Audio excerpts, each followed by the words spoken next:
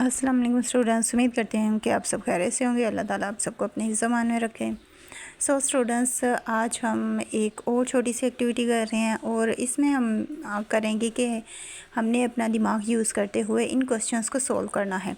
ये same as it is हैं जैसे हमने पीछे किए थे। प्लस वाले भी हमने क्वेश्चंस किए थे और अब हमने माइनस करना है।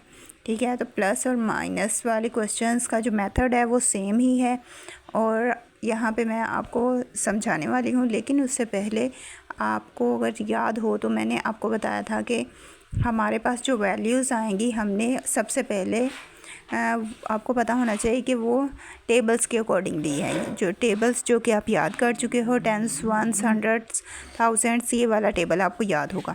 तो अब यहाँ पे आप देखें 10 है तो 10 की वैल्यूज़ नीचे पुट कर दी गई है। वंस की वैल्यू 0 और 10 की वैल्यू 10 हो जाएगी। इसी तरह 6 की वैल्यू जो है वंस है तो वो 6 में आ जाएगा और 2 जो है वो 20 में है, यानी टेंस में है तो उसकी वैल्यू 20 आ जाएगी।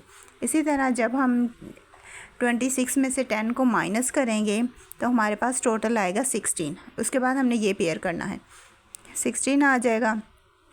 अब इसके बाद जो जहाँ पे आप लोग गलती करते हैं वो ये वैल्यूज़ हैं 20, 10 और 6 और 0।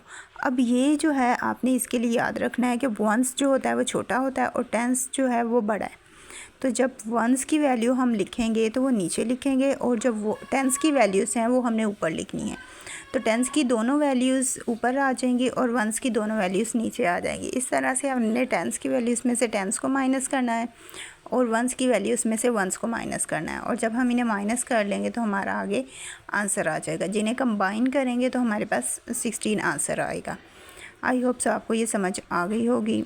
और इसी तरह से बाकी सारे क्वेश्चंस हैं, आपने वो खुद करने हैं।